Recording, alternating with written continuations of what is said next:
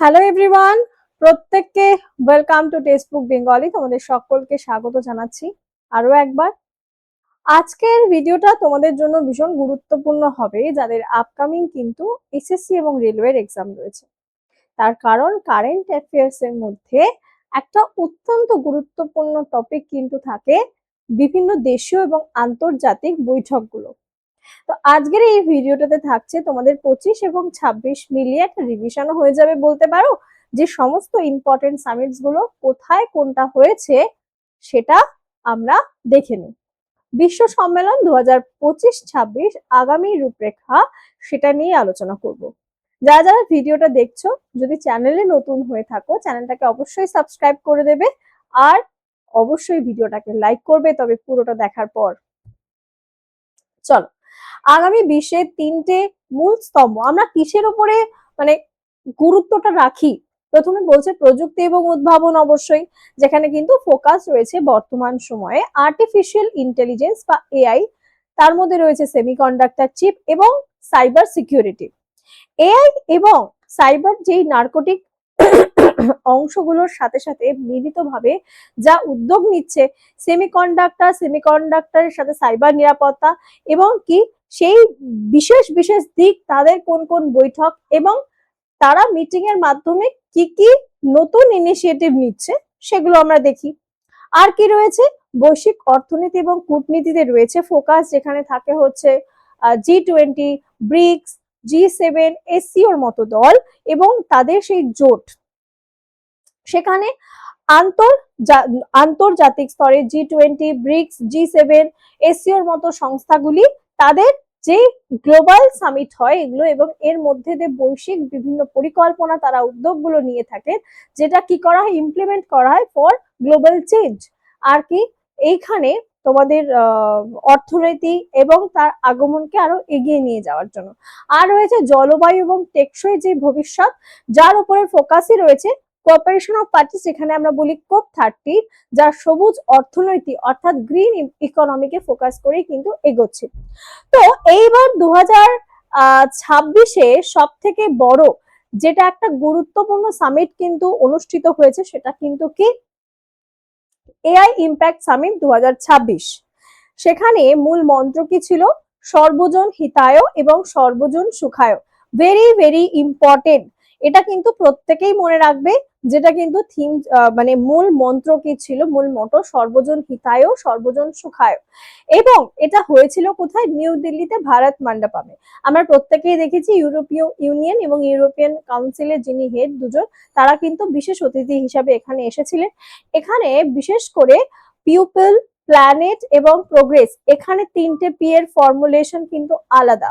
কি কি রয়েছে, পিউপল, প্ল্যানেট এবং progress, sustainable democratise AI, resilience এবং এই সোশ্যাল এম্পাওয়ারমেন্ট, পাশাপাশি সেফ এআই এবং ইকোনমিক ডেভেলপমেন্ট, সমস্ত কিছুকে মিলিয়ে একটা বলতে পারি যে এই উদ্যোগটা কিন্তু ভারতেই করা হয়েছিল এবং মিনিস্ট্রি অফ ইলেকট্রনিক্স ইঞ্জিনিয়ার তারা কিন্তু এটার বলতে পারো তোমার হোস্ট করেছিল। নেক্সট রয়েছে এআই অ্যাকশন সামিট 2025। এটা কোথায় হয়েছিল, এআই অ্যাকশন, দুটো গুলিয়ে ফেলবে না, একটা কিন্তু ইম্প্যাক্ট সামিট ছিল, আরেকটা কিন্তু এআই অ্যাকশন সামিট ছিল, দুটো কিন্তু আলাদা রয়েছে। ইম্প্যাক্ট ভারতে হয়েছে, অ্যাকশন সামিট কিন্তু 2025-এর প্যারিসে হয়েছিল। এটা ইম্যানুয়েল ম্যাক্রন হোস্ট করেছেন, কো চেয়ার কিন্তু ছিলেন আমাদের দেশের প্রধানমন্ত্রী। মূল এজেন্ডা কিসের কিসের ওপরে ছিল, public service AI, future work এবং ট্রাস্ট ইন এআই, পাশাপাশি global governance of AI. Next আরো 3টে বিশেষ বিশেষ বৈঠক, যেটা ভারতের প্রযুক্তি এবং কূটনীতির প্রতীক হিসাবে রয়েছে। সেমিকন্ডাক্টর ইন্ডিয়া 2025, যেটা হয়েছিল নয়াদিল্লিতে। থিম ছিল, থিমগুলো ভেরি ভেরি ইম্পর্টেন্ট, যেগুলো যেগুলো থিম আমি লাগবে সেগুলো কিন্তু তোমাদেরকে দিয়ে দিয়েছি, বলা তো যায় না যে কোনটা থেকে কোনটা জিজ্ঞেস করতে পারে। থিম কিন্তু রয়েছে building the next semiconductor power house. Next রয়েছে গ্লোবাল টেকনোলজি সামিট 2025, যেটা 9th এডিশন হয়েছে মিনিস্ট্রি অফ এক্সটার্নাল অ্যাফেয়ার্স, এটাও কিন্তু নিউ দিল্লিতে হয়েছে। হ্যাঁ, এটাও নিউ দিল্লিতে হয়েছে, এটা কিন্তু ministry of external affairs, MEA, এখানে EA stands for ministry of external affairs host করেছিল এবং থিম কি ছিল পসিবিলিটিস, বা তোমাকে কোটেশনের মধ্যে দিতে পারে যে পসিবিলিটিস কোন বৈশ্বিক সংস্থা বা কার 2025 থিম ছিল, সেটা কিন্তু হয়ে যাবে গ্লোবাল টেকনোলজি সামিটের। তারপরে রয়েছে ইন্ডিয়া মোবাইল কংগ্রেস, যেটাও কিন্তু হয়েছিল ইয়াশভূমি নিউ দিল্লিতে। Innovate to the transfer, innovate to the transfer কিন্তু এর থিম ছিল। এটা হয়েছিল এপ্রিলে, ঠিক আছে, 2025 এপ্রিলে হয়েছিল। চলো নেক্সট রয়েছে G20, ভেরি ভেরি ইম্পর্টেন্ট, যতবার ইম্পর্টেন্ট বলবো কম পড়ে যাবে। G20 সামিট, জোহান্সবার্গ ডিক্লারেশন থেকে কিন্তু গ্লোবাল ইম্প্যাক্ট সামিট, যেটা হচ্ছে তোমাদের বৈশ্বিক জিডিপি নিয়ে আলোচনা, 75% ট্রেড, জনসংখ্যার উপর ভিত্তিতে কোন কোন জিনিস 2030 সালের মধ্যে সাব সাহারান আফ্রিকার যে 300 মিলিয়ন মানুষকে কিন্তু বিদ্যুৎ প্রদান করতে হবে, আবার এদেরকে সাহায্য করবে ওয়ার্ল্ড ব্যাংক এবং এফডিবি। G20 কথায় আমরা যদি আসি, 2026 কারা হোস্ট করতে চলেছে? 2026 কিন্তু হোস্ট করবে কারা? ইউএসএ, মিয়ামিতে কিন্তু এটা আয়োজন হবে। 122টি পয়েন্ট ডিক্লারেশন এখানে কিন্তু গৃহীত হচ্ছে, ঠিক আছে। আর যদি আমরা এখানে দেখি, এর সাথে কিন্তু যে মিয়ামিতে তো তোমাদেরকে বলেই দিলাম, traditional knowledge, repository, Africa skills, multiplier, global health care response প্রশ্ন দিতে পারে। ভারত কি G20 সদস্য? হ্যাঁ, ভারত কিন্তু G20 সদস্য হিসাবে রয়েছে। পরে দেখে নাও, জিও পলিটিক্যাল পাওয়ার হাউসের মধ্যে রয়েছে G7 বনাম ব্রিক্স। G7 এর মধ্যে যদি আমরা দেখি, এবারের 51তম সংস্করণ 2025, এটা 51তম সংস্করণ কিন্তু হয়েছিল অ্যালবার্টা কানাডাতে, এবং 2026 সালেরটা কোথায় হবে? ফ্রান্সে হবে। G7 এটাও কিন্তু ইম্পর্টেন্ট আছে। এটা হচ্ছে তোমাদের কানকানাইস ওয়েলফেয়ার চার্টার, মূল অর্জন হচ্ছে G7 critical minerals action plan, এখানে উদ্যোগটা রয়েছে, মূল উদ্যোগ। ব্রিক্স এর সামিটের কথা যদি বলি, 2025 কততম এডিশন, তোমাকে কিন্তু এডিশনটাও পরীক্ষায় ধরতে পারে। রিও ডি জেনারিও ব্রাজিলসে হয়েছিল, পরবর্তী হবে 2026, যেটা ভেরি ভেরি ইম্পর্টেন্ট। বাইরের দেশের লোকজন আসতে চলেছে আমাদের কোথায়? ভারতে, কারণ ভারত কিন্তু 2026 ব্রিক্স এর বৈঠক আয়োজন করছে। Theme strengthening global south cooperation. আর সম্প্রসারণ, বর্তমানে 10টি দেশ রয়েছে, নতুন সদস্য কারা কারা রয়েছেন? ইরান, ইউএই, মিশর এবং ইথিওপিয়া কিন্তু ব্রিক্স এর নতুন সদস্য। এবার চলে আসি এশিয়ার কিছু উদীয়মান শক্তি, যেখানে রয়েছে এসসিও, একটা সাংঘাই কোঅপারেশন অর্গানাইজেশন, যার হেডকোয়ার্টার চীনেই রয়েছে, বেইজিং এ। বিশ্বের 82% জনসংখ্যা এবং 23% জিডিপি, এবং নতুন সদস্য, লেটেস্ট মেম্বার, এসসিওর লেটেস্ট মেম্বার যদি প্রশ্ন করে আসতেই পারে, 10তম মেম্বার কিন্তু হয়েছে বেলারুস, আর নতুন পার্টনার কান্ট্রি কিন্তু হয়েছে লাওস। আর এসসিও ডেভেলপমেন্ট ব্যাংক এর প্রস্তাবনায় তো রয়েছে আসিয়ান। যদি প্রশ্ন আসে ভারত কি আসিয়ানের মেম্বার? না, ভারত কিন্তু আসিয়ানের মেম্বার নয়। ইনক্লুসিভলি সাস্টেনেবিলিটি হচ্ছে থিম, 2025-এ 46 এবং 47তম মিলিতভাবে হয়েছিল মালয়েশিয়াতে। ঘোষণা 2026 সালে আসিয়া ইন্ডিয়া মেরিটাইম কোঅপারেশন ইয়ার হিসাবে কিন্তু ঘোষণা করেছে। 2026 সাল আসিয়ান কিন্তু ইন্ডিয়া মেরিটাইম কোঅপারেশন ইয়ার হিসাবে ঘোষণা করেছে 2026 সালটাকে। আর বিমস্টেকের হেডকোয়ার্টার আমরা জানি বাংলাদেশ ঢাকাতে রয়েছে। বিমস্টেকের ষষ্ঠ যে সাংগঠনিক বৈঠক সেটা হবে কিন্তু থাইল্যান্ডে। আর প্রসপেরিয়াস, রেজিলেন্ট এবং ওপেন, PRO হচ্ছে গিয়ে থিম। আমি বিমস্টেকের কথা বলছি। বিমস্টেক আমার যে কটা ইম্পর্টেন্ট মনে হচ্ছে আমি সব কটা করিয়ে দিচ্ছি। বিমস্টেকের কিন্তু 6th এডিশনের বৈঠক হবে কোথায়? থাইল্যান্ড, এবং এটার থিম থাকবে PRO, প্রসপেরিয়াস, রেজিলেন্ট এবং ওপেন। ভারতের উদ্যোগ হচ্ছে বোধি প্রোগ্রাম, হিউম্যান রিসোর্স ডেভেলপমেন্ট, সেটা আলাদা যাচ্ছে। আচ্ছা, বৈশ্বিক নিরাপত্তার ক্ষেত্রে অর্থনৈতিক এবং সরকারি যে উদ্যোগের বৈঠকগুলো, সেটা কিন্তু নাটো, যেটাকে আমরা কিন্তু দেখতে পাই নর্থ আটলান্টিক ট্রিটি অর্গানাইজেশন। এটার যদি আমরা হেডকোয়ার্টার বলি, এটা কিন্তু হেডকোয়ার্টার রয়েছে বেলজিয়ামে, কিন্তু 2025-এর বৈঠক হয়েছে দা হেগ, নেদারল্যান্ডে। বর্তমানে বিশ্বের বৃহত্তম একটি সামরিক জোট, এবং 32টি সদস্যের মধ্যে রয়েছে নতুন যারা যারা রয়েছেন সুইডেন এবং ফিনল্যান্ড কিন্তু নাটোর নতুন সদস্য হিসাবে যুক্ত হয়েছেন। তারপরে রয়েছে ওয়ার্ল্ড ইকোনমিক ফোরামের 55তম বৈঠক কোথায় হবে? দাভোস, সুইজারল্যান্ডে, এবং তার থিম রয়েছে collaboration for intelligent age, collaboration for intelligent age. আর এটার ভিয়েনা, সুইজারল্যান্ডে কিন্তু হেডকোয়ার্টারও রয়েছে। লাস্ট রয়েছে world government summit, world government summit 2026। এটা কিন্তু কোথায় সংগঠিত হয়েছিল? দুবাই ইউএই তে। শেপিং ফিউচার গভর্নমেন্ট, দেখো তোমাদেরকে আমি দিয়ে দিচ্ছি, তোমরা পারলে স্ক্রিনশট তুলে নিয়ে রাখতে পারো বা দেখে ভিডিওটা দেখতে দেখতে পজ করে নোট করে নিতে পারো।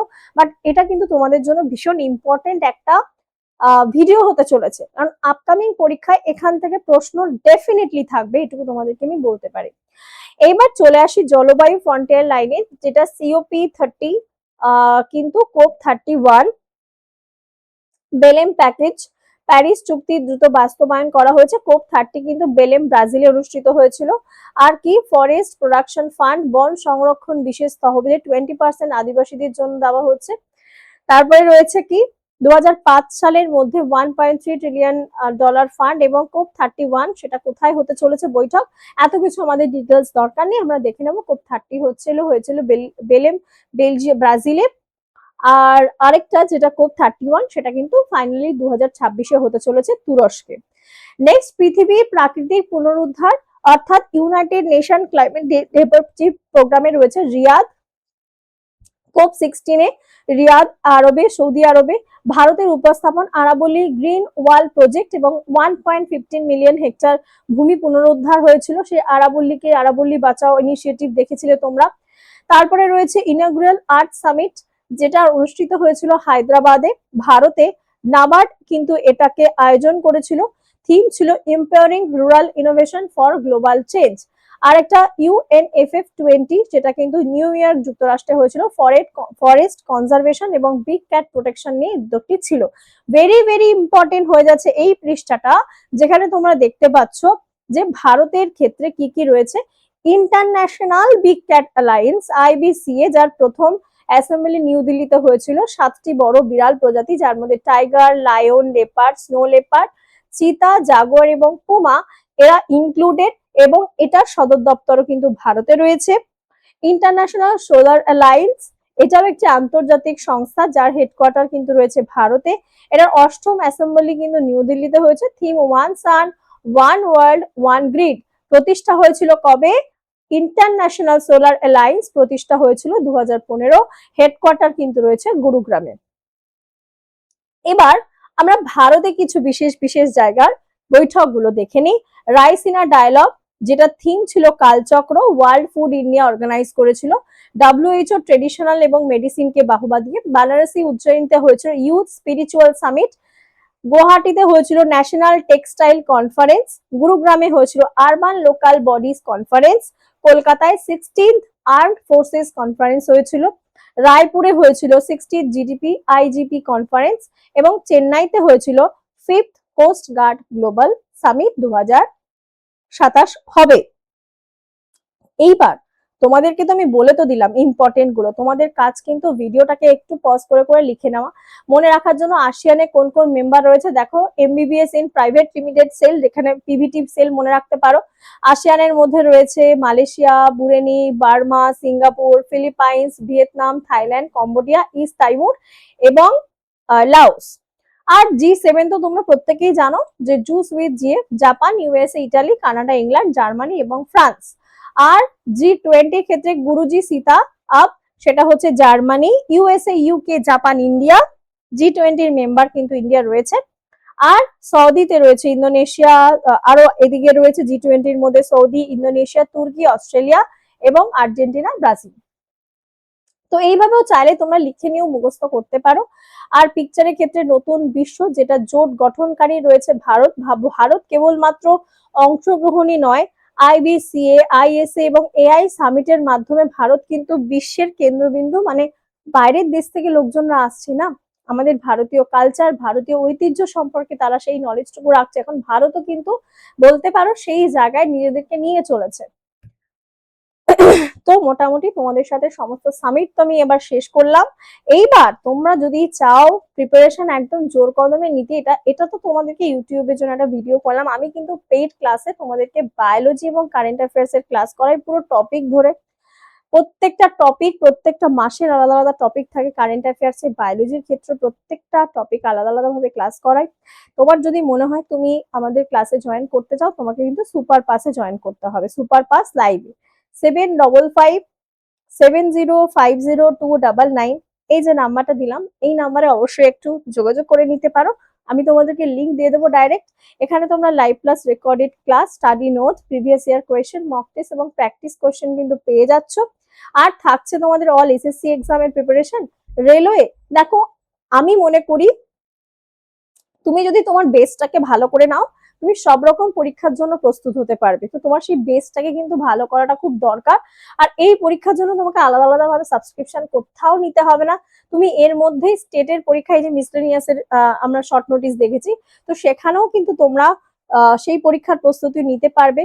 প্রাইস কিন্তু তোমাদের 3 মাসের জন্য পড়বে 529, আর 1 বছর টানা তুমি শুধুমাত্র যে ক্লাস করতে পারবে তা না, তুমি কিন্তু এই যে study note, previous year question, mock test, যেটা ছাড়া তুমি চাকরির পরীক্ষায় পাশ করতে পারবে না, সেটাও পেয়ে যাবে শুধুমাত্র 1799-তে। ঠিক আছে, 7557050299। আর যদি মনে হয় যে আমি বলছি আমার কথা কেন শুনবে, 1 টাকা দিয়ে তুমি আগে নিজেই নিয়ে দেখতে পারো, চেক করে দেখো 1 টাকা দিয়ে নিয়ে যে ক্লাস আদৌ ভালো লাগছে কিনা।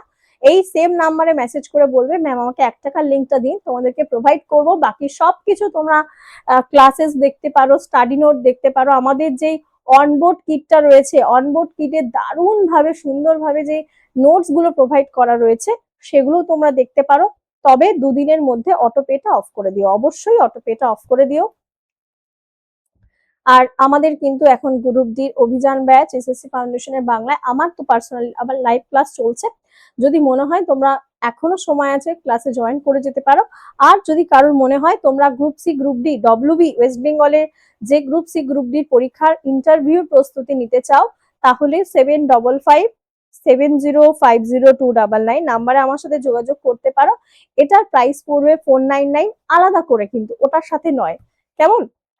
আর এটা তোমাদের জন্য হোমওয়ার্ক দিয়ে রাখলাম যে 19তম G20 সামিট 2024 সালে কোন দেশ হোস্ট করেছিল। তোমরা জানো ক্লাসে আমি সবসময় একটা হোমওয়ার্ক দিয়ে থাকি। আর তোমরা যারা আমাকে এখানে প্রথম দেখছো, আমি বলে রাখি আমি কিন্তু তোমাদের রেগুলারে সি এর ক্লাস করাই, যদি চাও সেখানে ফলো করতে পারো টেক্সট বুক বেঙ্গলি চ্যানেলে, টেক্সট বুক বেঙ্গলিতে। ঠিক টাইম হচ্ছে কটার সময়, ঠিক সকাল 7:30 থেকে। ঠিক সকাল 7:30টায় কিন্তু এই টেক্সটবুক বেঙ্গলি চ্যানেলে তোমরা আমার রেগুলার সি এর ক্লাস করতে পারো। তো যদি মনে হয়, আর এটার হোমওয়ার্ক কমেন্টে অবশ্যই দিও। টেলিগ্রামের লিংক থাকছে ডেসক্রিপশনে। আর যদি তোমাদের ভিডিওটা ভালো লাগে তাহলে অবশ্যই এটা লাইক করে দেবে, সাবস্ক্রাইব করতে ভুলো না চ্যানেলটা, শেয়ার করো প্রচুর বন্ধুদের মধ্যে, কমেন্ট করে হোমওয়ার্কটা কিন্তু জানিও। ঠিক আছে, তো আজকের মতো এখান থেকে বিদায় নিচ্ছি। দেখা হবে তোমাদের সাথে খুব শিগগিরই লাইভ ক্লাসে। সবাই ভালো থেকো, সুস্থ থেকো, টাটা।